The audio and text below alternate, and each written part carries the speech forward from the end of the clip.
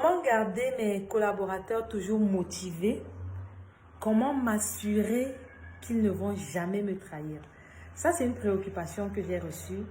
Et en tant qu'entrepreneur, lorsqu'on commence déjà à se constituer une équipe, on a également cette préoccupation-là. Et pour répondre à ça, j'ai envie de dire qu'on ne peut rien faire pour s'assurer qu'on ne va jamais nous trahir. C'est impossible. Vous ne pouvez pas mesurer ça. Par contre, ce que vous pouvez faire, c'est mettre dans votre tête que c'est humain de trahir quelqu'un. Ça peut arriver. Je connais l'histoire d'une dame avec qui je travaille de temps en temps. Elle avait un projet dans l'agroalimentaire, un très bon projet d'ailleurs. Et n'étant pas très digital, réseaux sociaux et tout ce qui va avec, elle a pris avec elle un jeune homme avec lequel elle travaillait. Et c'est ce jeune homme-là qui assurait les livraisons. Avec le temps, c'est lui qui est devenu comme le chargé de com. Avec le temps, il est devenu comme son second en fait. C'est-à-dire, c'est lui qui avait tout le carnet d'adresses. C'est lui que les clients connaissaient parce qu'elle, elle était focus au niveau de la production. Donc, quand il fallait aller faire des représentations à l'extérieur, parfois, c'est le jeune homme qui y allait. Donc, c'était vraiment lui la figure de l'entreprise à l'extérieur. Et la maman, elle travaillait à l'intérieur. Et un jour, elle se rend compte que le jeune homme est allé monter exactement le même business qu'elle.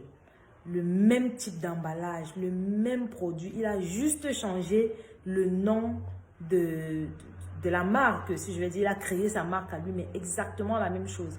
Et il n'a même pas daigné, de lui dire, ou bien dire que bon, la mère, comme tu vois là, moi je me sens déjà, il faut qu'on se sépare. Non, c'était carrément un coup dans le dos. Deuxièmement, le jeune homme est parti avec tout le carnet d'adresse de la dame. C'est-à-dire que après le départ du jeune homme, quand elle finissait le produit, elle ne savait plus à qui s'adresser pour livrer ses produits. Parce que non seulement le jeune homme est parti avec le carnet d'adresse, mais on ne sait pas trop ce qu'il allait dire aux autres fournisseurs puisque l'étiquette a quand même changé. Bon, peut-être qu'il allait dire là-bas qu'on a décidé de donner un autre nom à nos produits. Mais il est parti avec tout. Et c'était un très gros coup pour la dame. Parce qu'après plus de 2 ans à travailler avec le monsieur, c'était quand même assez fort. Ça, c'est un exemple parmi tant d'autres parce que je suis témoin oculaire de cette trahison-là devant moi tous les jours. Parfois, vous travaillez avec quelqu'un, vous l'envoyez peut-être constamment. Je vois ça, le boss envoie peut-être constamment quelqu'un, va me chercher telle chose, va me chercher telle chose, peut-être les emballages, ainsi de suite. Et puis un jour, vous vous rendez compte que la personne qu'on envoie souvent, un jour, il vient et vous dit que bon, comme tu vois là, moi-même, ce qu'elle prend ici là, c'est pour moi. Et puis vous vous rendez compte qu'il y a une histoire pas très claire derrière. De vous à moi, qu'est-ce que vous pouvez faire pour empêcher ça? Rien. Tout ce que vous pouvez faire, c'est vous rendre à l'évidence que, ok, c'est arrivé, je m'y mets et puis je continue. C'est pour ça que je dis toujours qu'en entrepreneuriat, l'une des plus grosses difficultés, c'est la ressource humaine. Parce que parfois, vous l'avez.